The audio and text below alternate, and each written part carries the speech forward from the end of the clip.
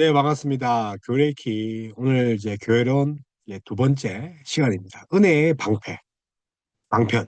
은혜의 방편으로, 우리에게 주신 것들 중에 오늘 이제 성례입니다. 예수님께서 제정하셨죠. 그래서 예수님이 직접 제정하신 것이 성찬과 세례, 합쳐서 성례입니다.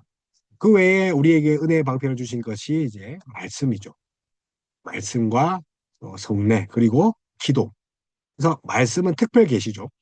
특별 계시. 그래서 이제 일반 은총으로는 하나님을 알 수 없지만, 그래서 하나님이 특별 계시를 성경 말씀을 통해서 계시의 절정이신 예수 그리스도를 드러내십니다. 그 예수 그리스도께서 우리에게 직접 대정하신 은혜의 방편이 있습니다. 그게 바로 성례입니다. 그래서 이것을 행하라. 교회는 이것을 행해야 되죠. 교회는 은혜의 방편으로 하나님이 주셨고 또 하나님이 행하신 것들 위임한 것이 교회입니다. 그래서 교회에 선포되는 것이 말씀이죠. 성례죠. 그래서 오늘 성례에 대해서 함께 이제 나눠볼까 합니다. 그래서 예수님이 제정하신 성례. 그래서 우리 주님께서 친히 이것을 행하라고 정해주신 예식입니다. 세례와 성찬입니다. 종교개혁은 예배개혁이었죠. 우리가 이제 신앙고백서 강의도 있듯이 종교개혁이 일어난 이유는 가톨릭의 그 예배를 개혁하는 것에서 시작합니다. 그래서 어, 그 우상이나 화려한 성전이 아니라 말씀이 예배의 주체가 되는 거죠. 그래서 예배 개혁이 곧 종교 개혁이다. 그래서 특별히 성례의 의미를 제대로 밝히는데 큰 노력을 기울였죠. 그래서 개혁에 반대하는 로마 교회는 트리엔트 회의에서 트리엔트 공회에 의해서 성례를 7개로 정해놓고 여기서 더 하나 더하거나 빼는 자에게는 저주를 내린다고 하죠.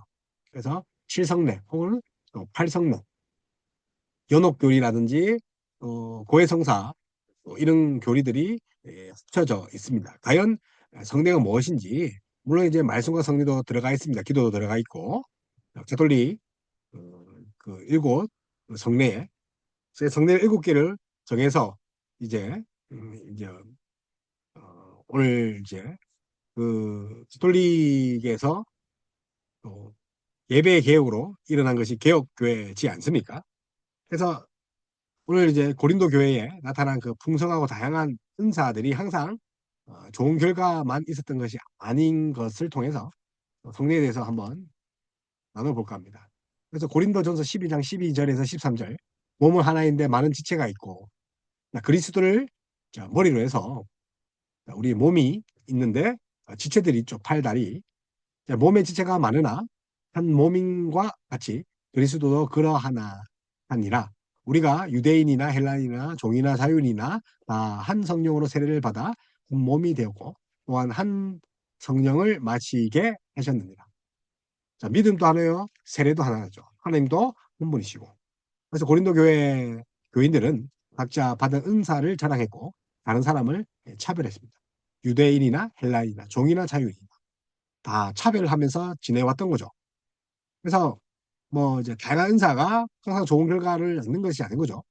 그들은 성도 각자에게 다양한 은사를 나눠주시며 서로 섬기며 하나가 되게 하신 성령님의 의도를 외면했습니다. 그러니까 은사는 그 교회를 세우는 직분이죠. 그래서 사도는 다양한 은사에도 그들이 하나라는 말씀을 전합니다. 그래서 믿음도 하나요, 세례도 하나이기 때문에.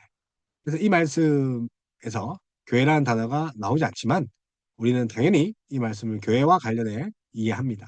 그래서 12절 교회에 해당하는 단어 그리스도, 그리스도 사도는 교회라는 단어를 써야 하는 위치에 그리스도라는 단어를 사용합니다.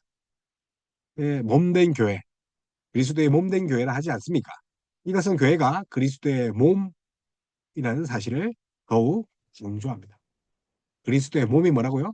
교회.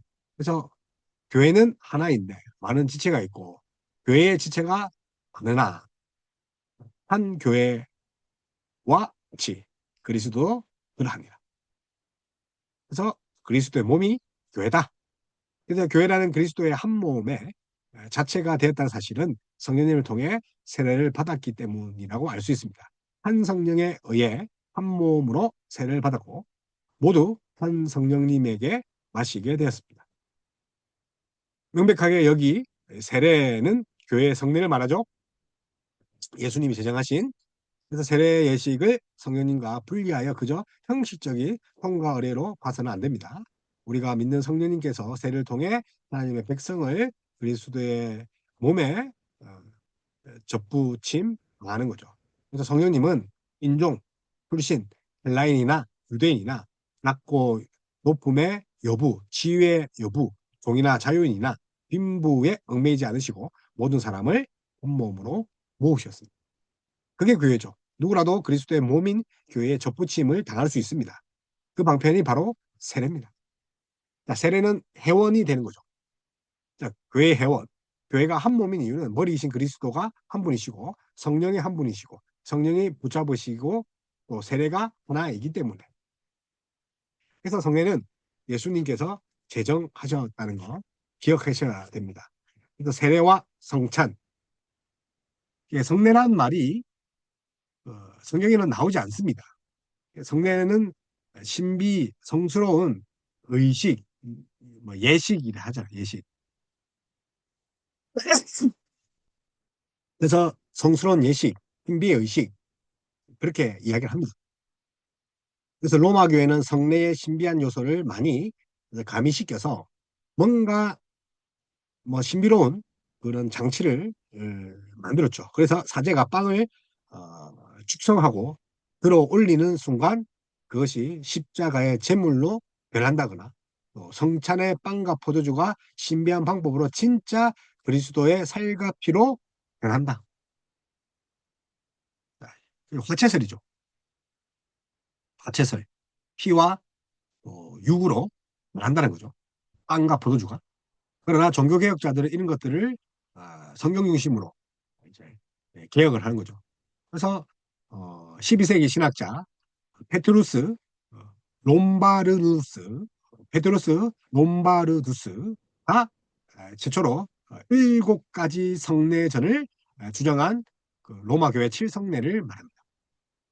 그래서 12세기 초 그래서 페트루스 롬바르두스 그래서 세례 견진 그다음에 성체 성체를 성찬이라 하죠. 성찬 고해 그다음에 병자 성품 본인 성사 그리고 이제 고해 성사 뭐 이런 본인 성사 이제 결혼도 성례로 해서 교회에 권한이 없으면 하지 못하게끔 했죠.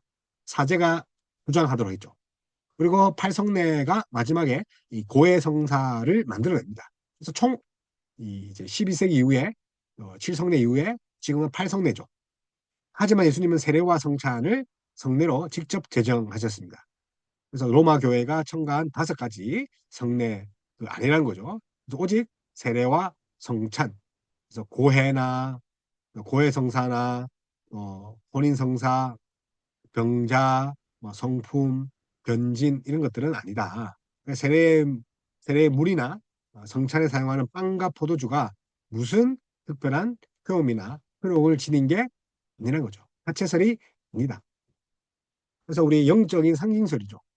그래서 우리가 실제로 빵과 포도주를 먹지만 우리 성령께서 연합을 통해서 그리스도의 피와 살을 먹는 그런 영적인 교통함이죠.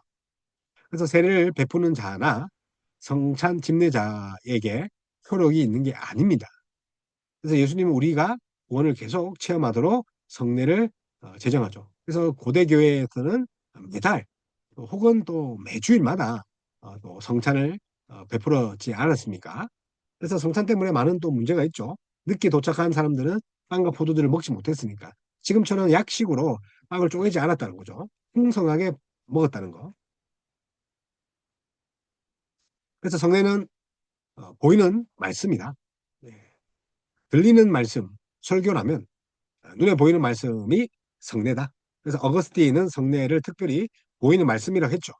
그도 은혜의 방편을 말씀 위주로 이해한 증거입니다. 그래서 말씀 위주로 들리는 말씀. 성례는 성례를 제정하신 분이 그 성례에 임재하고 계신다는 표현이라는 거죠. 제정하신 분이 예수님이라는 거죠. 성례를 행할 때 행사가 아니는 거죠. 반드시 또 개혁교회는 성례를 할 때 말씀이 먼저 선포되죠. 말씀이 없는 성례 없다는 거죠. 그래서 성례를 하기 위해서 빨리 해치기 위해서 말씀을 짧게 한다? 그거 있을 수 없는 거죠. 더군다나 말씀과 성례가 겹치면 예배 시간이 길어진다고 괜히 법석을 지기죠. 이런 거 있을 수가 없다는 거죠. 그래서 성례는 제정의 말씀, 또 세례는 남의 하나님의 이름으로 행하고, 또 성탄은 이것은 내 몸이요 힘이나 말씀과 효력입니다. 그래서 성례는 뭐라고요?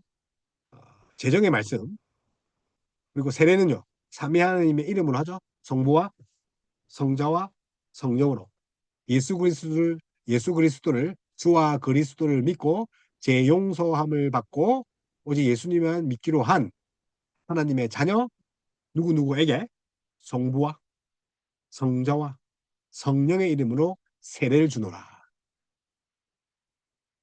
그래서 세례를 표와 인으로 보는 것은 로마서 4장 11절의 말씀에 증거합니다. 사인이죠. 길이죠. 그러니까 인쳤다. 내 것이다. 표시한 거죠. 그러니까 그가 할례표를 받은 것은 무할례시에서 믿음으로 된 의를 인친 것이니. 그래서 여기 인치다. 무할례. 자, 유대인이 아니어도, 자, 무할례라는 것은 유대인이 아니죠. 유대인만 할례를 하니까. 그럼에도 세례를 통해서 인친다는 거죠. 그러니까 표란 그 자체에 무슨 의미를 지닌 것이 아니라 그냥 어, 인친 것입니다. 마치 이제 도로 표지판과 비슷한 거죠. 상징적인 의미가 있죠. 그래서 그 자체만으로 뭔가 효력이 있고 그 자체만으로 뭔가 신비가 아닙니다. 그래서 표는 그냥 가리키는 대상이죠. 그래서 가리키는 그 대상과 연관될 때만 의미가 있는 거죠. 그래서 표는 누가 가리킵니까? 예수 그리스도와 그 은혜를 가리키죠. 세례는 표라는 것은 결국 어떤 표식이라는 거죠. 예수 그리스도와 그 은혜, 십자가의 그 은혜죠. 그래서 세례의 물과 뭐 또 물을 뭐 침례 쪽에서는 이제 몸을 담갔다가 침수를 하죠. 혹은 이제 성찬의 빵의 크기와 포도주가 뭐 술이냐, 포도주냐, 아니면 음료냐, 포도주스냐는 그 자체로 아무런 의미가 없다는 거 기억하셔야 됩니다. 그들이 예수 그리스도를 가리킬 때 표로서의 의미가 있다는 거죠. 그래서 이를 통해 표와 실제인 세례의 삼위 하나님, 성찬의 예수 그리스도와 그리고 그를 통하여 삼위 하나님께 연결되는 거죠. 그래서 인이란 보장을 뜻하는 거고 표는 예수 그리스도. 실제로 술이 아니어도 된다는 거죠. 다만 이제 빵과 포도주가 예수 그리스도를 표할 때, 가리킬 때 그런 의미가 있을 뿐이죠. 그래서 또 이제 인이라는 측면도 있죠. 그래서 계약서에 도장 찍죠. 인이 도장이지 않습니까? 계약서의 보증이죠. 그래서 성례는 예수 그리스도와 그 은혜를 보증한다는 거죠. 그래서 표와 인이다. 표와 인이다. 하나님의 약속은 그 자체로 믿을 만하면 확실하지만 하나님께서는 우리의 연약함 때문에 눈에 보이는 것, 확실한 표와 표증인 보이는 말씀까지 더해 주셨죠. 보이는 말씀 더해 주셨죠. 성찬을 통해서 우리가 하나님 것이라는 거, 예수 그리스도께 접붙임 당했다는 거, 그와 피와 몸으로 우리의 값주고 사신 것이라는 것을 끊임없이 깨닫게 하는 거죠. 그래서 성령님께서 효력이 있습니다. 성령님께서 성례를 효력 있게 하신다는 점도 우리가 간과하지 말아야 됩니다. 그래서 예식 자체가 그뭐 힘이 있는 것이 아니라 예식이 임하는 성령님께서 그 시간을 거룩하게 하시는 거죠. 그래서 목사 가운, 흰 장갑이 중요한 게 아니고 안주가 중요한 게 아니죠. 성령님은 세례를 통하여 우리가 그리스도와 함께 다시 태어나게 하시고 성찬의 빵과 포도주에 임재하셔서 그것을 먹고 마시는 우리의 영과 육을 예수님으로 치우십니다. 초대교회는 세례받은 이를 물속에 3번 완전히 담갔다가 건져냈죠. 세 번 죽는 거죠. 예수님과 함께 죽고 또 살아나는 거. 그걸 보여주는 거죠. 예수님과 죽고 살아나는 거. 이처럼 세례가 믿음으로 다시 태어나는 예식이라면 성찬은 성장을 위해 영양을 공급받는 예식입니다. 그리스도의 사귐이 세례라면 그리스도의 사귐의 계속이 성찬입니다. 영양분을 공급받는 거죠. 빵과 포도주, 예수 그리스도의 피와 그리고 살로 우리가 다시 소생한다는 걸 성장하는 겁니다. 성령님께서 성찬상에 임하시어 떡과 잔으로 우리의 믿음을 자라게 합니다.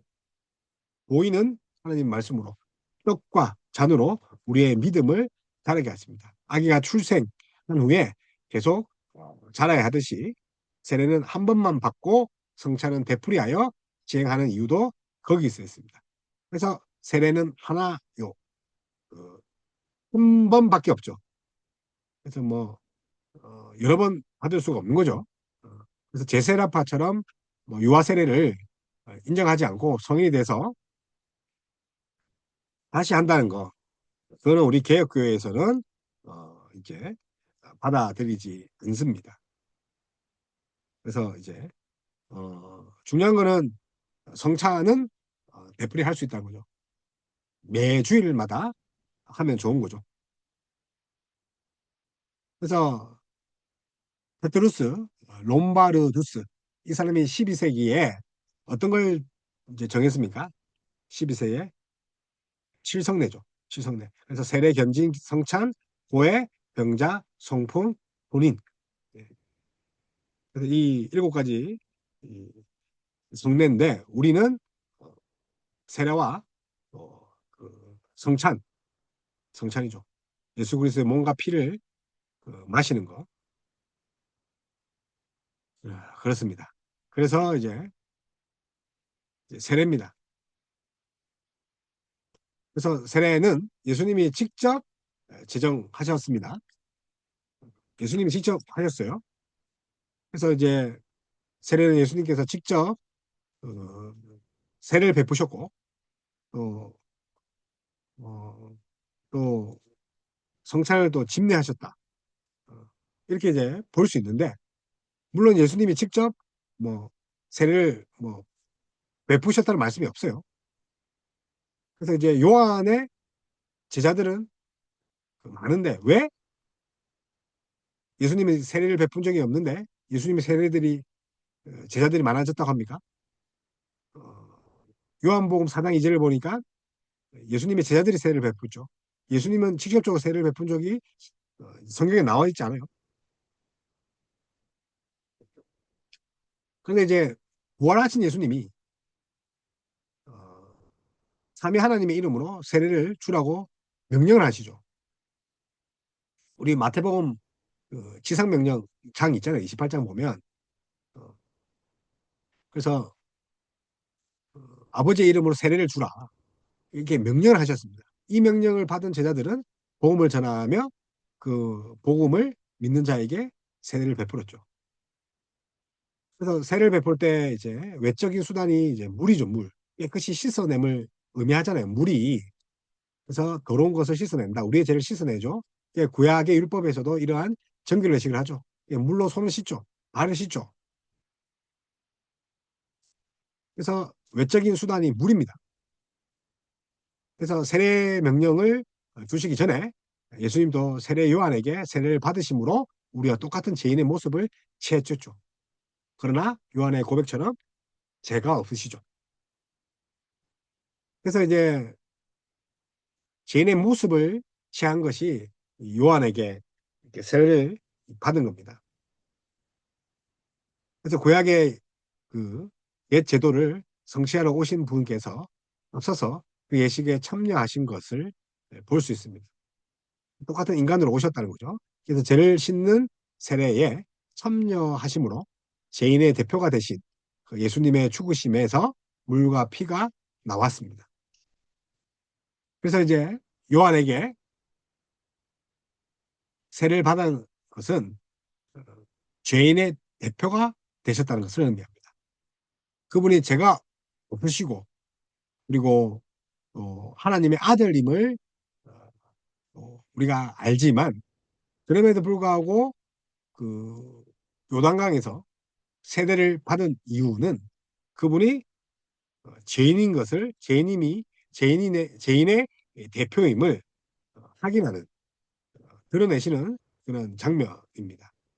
그래서 우리가 어, 예수님이 죄인이다 세례 받은 것을 보고 예수님도 뭐 죄인에 지나지 않느냐 그렇게 보면 안 되고 어떻게 봐야 된다고요? 세례 받은 그것이 결국은 죄인을 제표한다. 그래서 우리가 똑같은 죄인의 모습을 취하셨다. 그래서 이제 구약의 옛 제도를 성취하러 오시기 전에 어, 세례를 받으셨다. 그래서 죄를 씻는 세례에 참여하심으로 죄인의 대표가 되셨고 예수님의 죽으심에서 물과 피가 나왔다는 거죠. 예수님의 죽으심에 물과 피. 이 물과 피는 교회에 주신 성례와 성찬의 기초가 됩니다. 성례와 성찬의 기초가 됩니다. 자, 두 번째로 세례는 삼위 하나님의 소유가 되는 성례죠. 그리스도와 연합을 의미하죠.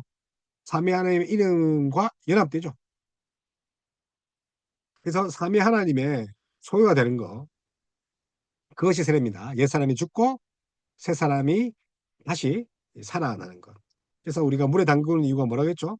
세례를 통해 그리스도와 함께 죽고 살아난다는 거. 그래서 죽음과 부활에 참여하는 것이 세례입니다. 죽음과 부활. 그래서 세례교회는 새로 피조물이며 그리스도와 함께 살아나서 그리스도와 함께 하늘에 앉은 바 된다고 합니다. 그래서 이제 죽고 함께 살아난다.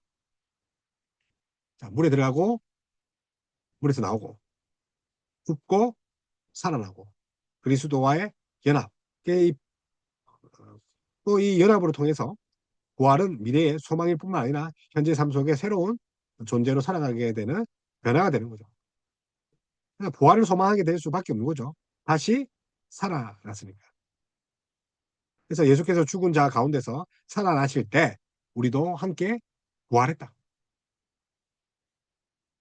부활했다. 과거에 나는 죽고 우리는 예수 그리스도의 사람으로 다시 태어났다. 이것이 세례요 연합입니다. 그러니까 로마서에서 보면 세례를 통하여 예시로 연합을 이야기하죠. 우리가 아무리 제약된 옛 생활을 현상하고자 해도 안 되죠. 울어도 안 되고 웃어도 안 되고 결심을 해도 안 되고 혈서를 써도 안 되고 감옥에 가도 안 되고 나는 전적으로 부패한 자이기 때문에 내 안에 선한 의지가 없죠. 그러나 내 힘은 너무 무력하나 예수님께서 내 죄를 짊으시고 내 죄를 용서하셨고 그리고 나를 이제 예수 믿는 자, 세례받은 자로 살게 하시는 거죠. 그래서 세례식은 삶의 재창조와 함께 신분의 변화를 동시에 나타내는 표시입니다. 신분의 변화. 그래서 누구의 소유됩니까? 삼위 하나님의 소유가 되는 거죠. 그래서 우리 신분의 변화의 표시, 세례입니다. 그래서 육신이 물에 잠김으로써 옛사람이 죽고 이제 무리에 나옴으로써 새로운 신분으로 재창조. 그래서 세례는 언약을 따라 유아에게도 베풉니다. 그러나 이제 우리 침례 교단에서는 유아 세례를 하지 않습니다. 유아 세례에 대한 성경의 직접적인 말씀은 없습니다. 구약에서 언약의 표가 할례였습니다. 구약에서 언약의 표. 그래서 이제 이 언약으로 하나님의 직접 개입하셨습니다. 언약 백성의 아들은 난지 8일 만에 할례를 받았습니다. 이 말씀은 백성뿐 아니라 그들의 어린 자녀에게도 주어졌습니다. 하나님께서 할례를 통하여 자기 백성과 그들의 후손의 하나님 되심을 나타낸 거죠. 그래서 세례는 이러한 할례의 성취이기도 한데 세례는 사람 안에 있는 믿음 이전에 하나님께서 주신 복음의 약속의 표와 인입니다. 믿음 이전에 하나님이 우리가 믿기 전에 아직 되었을 때 하나님이 내 것 삼아 주셨다는 그런 표라는 거죠. 그래서 이제 침례 쪽의 교단에서는 자기 입으로 주로 시인해야지 세례를 받을 수 있는데 유아가 그런 세대가 그런 게 있겠냐라고 하지만 뭐 유아에게도 뭐 생각과 또 감정과 믿음이란 게 있는 거죠. 우리야 언어로 알아들지 못하지만 그뿐만 아니라 이 세례는 믿음으로 고백하기 전에 그 이전에 하나님께서 주시는 복음의 약속의 표라는 거죠. 이제 이렇게 복음대로 말씀대로 믿음대로 살아가는 표죠. 하나님 것이라는 것은 표입니다. 그래서 유아들을 믿을 수 있는 지적 능력이 없기 때문에 세례를 줄 수 없고 이미 받은 세례라도 쓸모가 없다라는 재세례파의 주장은 하나님의 언약보다 인간의 믿음을 더 신뢰하는 것을 볼 수 있죠. 이조차도 언약의 약속이 세례의 근거입니다. 그래서 성인 세례의 경우 어, 이제 신앙 고백이 세례보다 앞서는 것이 성경의 가르침이 분명하지만 이조차도 언약의 약속이 세례의 근거라는 거예요. 언약의 약속. 그래서 우리 구원의 주도권은 우리 자신이 아니라 하나님께 있다는 거. 믿음은 그 이전에 일하시는 하나님의 선택과 구원에 있다는 거죠. 믿음 이전에. 그래서 믿음이란 것은 우리가 드러나는 모습이죠. 도구이죠. 그러나 우리 이전에 일하시는 하나님의 선택과 구원의 역사에 기초합니다. 그래서 인간의 믿음을 확인하고 하는 것들이 명백히 틀린 건 아니죠. 그런데 본인 세례의 경우 신앙 고백이 뭐 세례보다 앞서는 것은 뭐 분명하도 하지만 이것조차도 언약의 약속이 세례의 근거라는 것을 기억해야 되는 거죠. 그래서 도리어 세례로서 표와 인을 삼는 삼위 하나님의 구원 사역에 믿음의 의존적이죠. 그래서 세례가 믿음의 의존적인 것이 아니라 세례가 어디에 의존적인가 아니라 믿음의 의존적인 것이 아니라 도리어 세례로서 표와 인을 삼는 삼위 하나님의 구원 사역에 믿음이 의존적이죠. 삼위 하나님의 구원 사역이 먼저다. 하나님의 예정하심이 먼저다. 그래서 우리는 우리 자신이 아니라 하나님의 약속을 신뢰하기에 유아 세례를 베풀 수 있죠. 하나님의 약속. 이 언약을 따라 부모와 교회는 자녀를 주님의 도리와 교훈으로 가르치겠다는 그런 다짐이죠. 그래서 제세라파 16세기에 종교개혁 당시 급진적인 그 주장을 펼쳤던 교파들이죠. 그래서 유아 시기 받은 세례는 무효하다. 자, 입으로 고백해야 되는데 그들이 어떻게 고백을 하느냐. 지능이 없다. 자, 성인 시기의 세례를 다시 받도록 해서 다시 재세례파입니다. 그러나 우리는 제세를 허용하지 않죠. 입교가 있죠. 입교. 출생에 한 번이듯 세례는 두 번일 수밖에 두 번일 수가 없다. 자, 세례가 두 번일 수가 없다는 거죠. 그래서 이제 원입, 습, 세례 뭐 이렇게 가는 거죠. 그래서 세례 교육을 진행하고 또뭐 믿음을 붙들어라서 신앙생활을 잘할 수 있도록 돕는 측면이 강하는 거죠. 왜요? 하나님 이미 정하셨기 때문에. 실제로 이제 예수님을 주로 시인을 그 긴가민가 해서 다음번에 어, 그 세례를 받아라 이렇게 건면한 데도 있죠. 예. 그래서 세례 전의 삶의 변화가 사실은 있는가 없는가도 확인할 필요가 있죠. 그래서 예전에 이제 초대교회 때는 그랬다 그러잖아요. 그 장로들이 그 세례받을 자를 선명과 관찰해서 정말 이 사람이 세례받을 수 있는가. 칭의의 표, 어렵다는 표, 세례를 받을 수 있는가? 그래야지 연합의 표인 이 성찬에도 참여할 수 있잖아요. 그래서 예수님도 세례 후에 성찬 세례 후에 그 성찬을 베푸셨어요. 세례가 중요하다. 이제 기억하셨으면 좋겠고 믿음이 또 중요하다. 세례에 있어서. 자, 그래서 세례를 하고 나면 뭐가 옵니까? 세례가 있으면 뭐가 있죠? 성찬하게 되죠. 예수님이 직접 행하셨고 또 하나님과 누리는 식탁의 교제죠. 다시 말하면 이제 천국을 우리가 다시 이 땅에서 느낄 수 있는 것. 그것이 바로 세례다. 성찬은 교회가 거룩하게 이제 지켜온 순례 중에 하나죠. 그래서 예수님은 십자가를 앞두시고 성찬 예식을 다락방에서 하셨죠.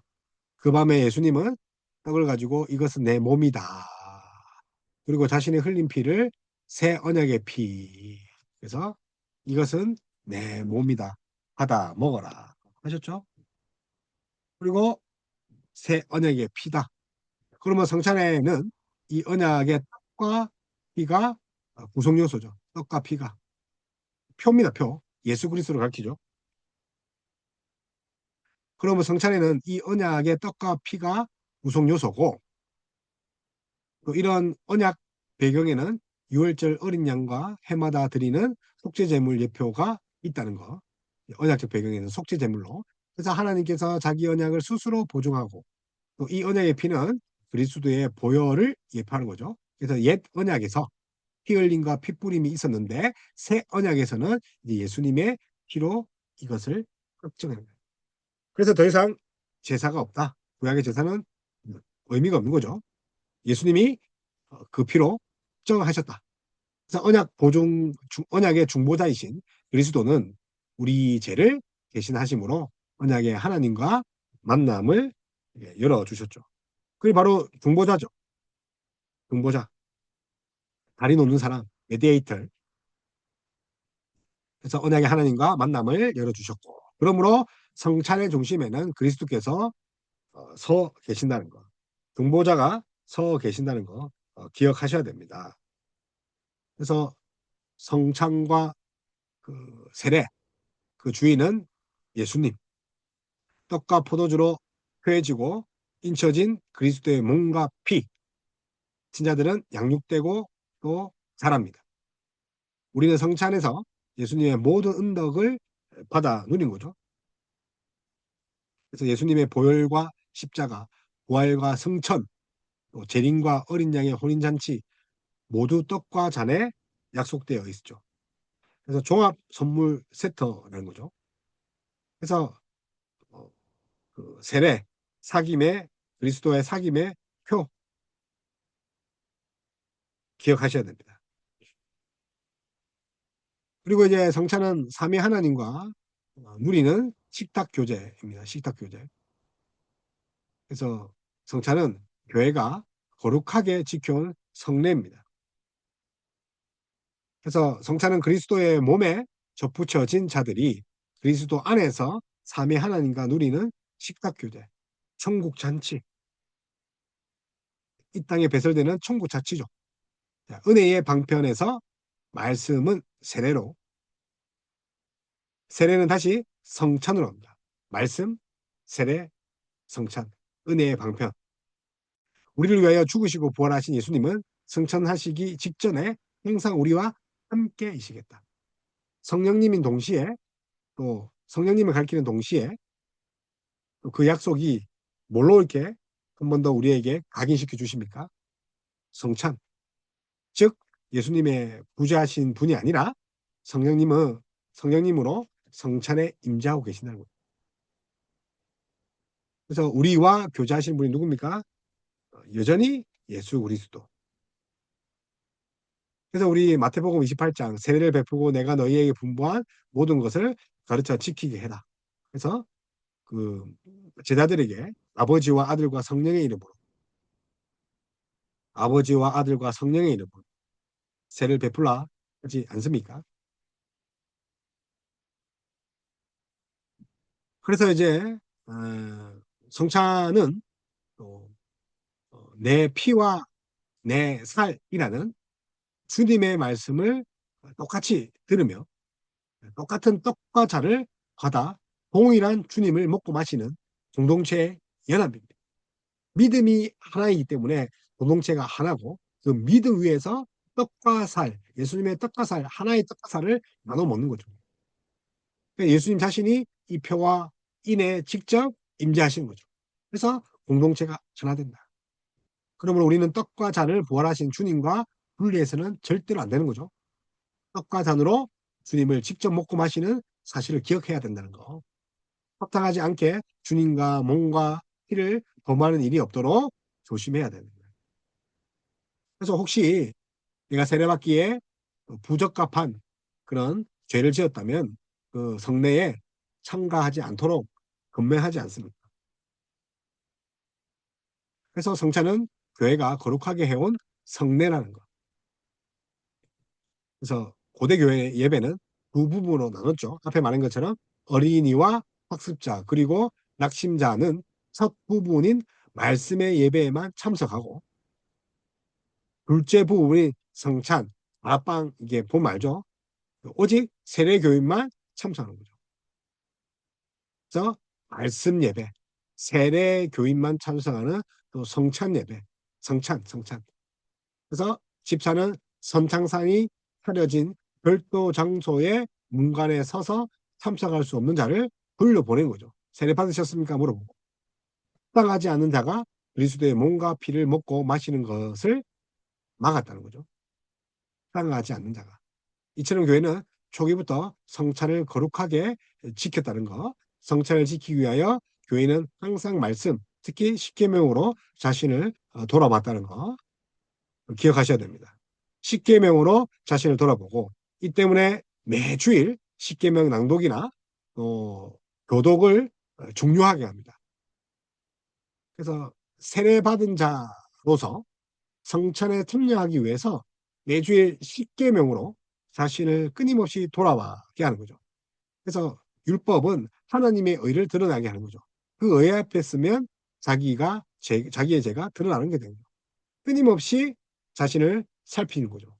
교인들의 삶을 살피고 성찬의 거룩성을 지키는 책무를 맡은 직분이 바로 장로지입니다. 그래서 매주일 십계명을 낭독하고 교독합니다. 이것은 단순히 종교행위가 아닙니다. 자기 피로서 교회를 사신 성자 하나님을 거룩하게 하려는 교회의 겸손한 순종이라는 겁니다. 자, 그렇게 먹고 마신 예수님이 우리 삶의 동력이십니다. 옛 언약 백성은 요단강을 건너 젖과 꿀을 받아 먹었지만 우리는 예수님을 받아 먹고 마셔서 세상을 하나님 나라로 만들어 가야 된다. 성찬에 대해서 이제 종교개혁자들의 의견을 잠깐 보면 루터는 공제선입니다. 부활하신 그리스도는 어느 한 곳에 매어 있는 육신의 몸이 아니시기에 떡과 포도주에 실제로 임한다. 그래서 공제설 실제로 임한다. 자, 쩌병길리는 상징설이죠. 떡과 포도주 하나의 상징일 뿐이다. 그래서 칼빈과 싸우기를 하죠. 예, 상징이다. 영적인 의미는 없다. 그래서 이것에 대해서 칼빈과 좀 대립을 하죠. 그래서 성령 임재설이다. 부활하신 예수님께서 성령으로 떡과 포도주로 임재하신다. 우리는 개혁교회이기 때문에 칼빈의 의미를 따른 거죠. 영적 의미가 있다는 거죠. 그래서 성례는 예수께서 정했고 성례는 보이는 말씀이고 또 성령님께서 또 효력을 나타내시고 그래서 로마 교회의 칠성례 이제 와는 다르다는 거죠. 그러니까 성례와 성찬만이 예수님이 정했다는 거죠. 하여튼 견진 뭐 고해 성사, 뭐 혼인 성사 이런 거 아니다라고 했습니다. 그리고 성례는 예수님이 그 성례에 임재하고 계신다는 표, 또 은혜의 보증인 표와 인이다. 그래서 성례는 성령님께서 효력 있게 하시는 거죠. 그리스도와 함께 다시 나타나게 하시죠. 세를 통해 우리가 그리스도와 함께 다시 태어나게. 그리고 성찬의 빵과 포도주 임재하는 우리를 강건케 하신 거죠. 그래서 예수님이 직접 제정하셨고 하나님의 소유라는 것을 우리 인치고 표하는 거. 그래서 성도의 삶과 문화적 사명은 세례로부터 나온다는 거. 성도의 삶과 문화적 사명이 어디로부터 나온다고요? 성도로부터 나온다는 거. 그래서 옛사람이 죽고 새사람이 사는 것. 그래서 우리는 자신이 아니라 하나님의 약속을 신뢰하여 유아세를 줍니다. 우리의 믿음에 근거하는 거는 맞지만 약속에 근거하는 게 더 우선이다. 믿음 이전에 하나님이 언약 백성을 삼으셨다는 거죠. 그래서 예수님은 십자가 죽음을 앞두고 성찬 예식을 개정하셨죠. 그리고 성찬에 예수님의 모든 은덕을 받아 누리고 하나님과 식탁교 이제 천국 잔치죠. 성령님으로 성찬 임재를 우리가 경험하고 또 성령님이 우리와 교제하는 시간, 거룩하게 지켜온 성례라는 거. 그래서 예수님을 먹고 마시고 세상을 하나님 나라를 만들어가는 거. 그리고 교인이 스스로를 돌아보며 십계명을 읽고 또 말씀을 읽으면서 성찬을 거룩하게 우리가 지켜왔다는 거. 그래서 고대 교회는 지금 우리보다 세례를 아주 중요하게 여겼습니다. 먼저 학습자로 등록을 해야 했습니다. 십계명의 각 계명을 따라 그 많은 직업을 가진 자는 직업으로부터 버려야 했습니다. 학습 기간은 3년이었고 진보하는 자는 사순절에 학습 내용을 복습하고 1, 2주간 정도 금식하였다가 주로 부활절 전날 저녁 세례를 받았는데 교회당 입구에서 서쪽을 향하여 장로의 선창을 따라 사탄을 네 차례 부인하고 조져했습니다. 그래서 사도들이 이 사탄을 이제 부인하는 거 따라해야 되는 거죠. 집사와 함께 세례조로 내려가 세례 욕조 있죠, 욕조. 몸을 물에 담그고 세례를 받았죠. 성부를 믿습니까? 그래도 믿습니다. 그래도 그를 물에 완전히 잠기게 하였습니다. 이것은 그리스도와 함께 죽고 산다는 뜻이죠. 그리고 물 밖으로 나오는 것은 그리스도와 함께 사는 것을 뜻합니다. 다시 그리스도를 믿습니까? 성령을 믿습니까? 이렇게 수세자는 믿습니다. 그래도 답을 하고 각각 몸을 물에 담그고 밖으로 나왔다. 밖으로 나와서 떡과 꿀을 첫 음식으로 받았습니다. 세례의 물은 홍해나 요단강을 상징하고 건너서 나온 곳은 가나안 땅을 상징합니다. 자, 이렇게 이제 예수님이 대장하신 세례와 성찬, 성례를 함께 나눠봤습니다. 그래서 이제 성찬 그런 예식들이 점점점 약화되어지고 또 세례 의식도 사실은 뭐 행사에 불과하지 않습니까? 그렇게 전략대응을 건데 그것이 아니라 세례가 정말 교회 축제가 됐으면 좋겠고 통국 잔치가 됐으면 좋겠고 성찬 역시 정말 그냥 행사로 하는 것이 아니라 예수님의 몸과 피를 마시고 다시 소생하는 그런 영적 충만함을 얻는 그런 은혜의 시간이 되었으면 좋겠습니다.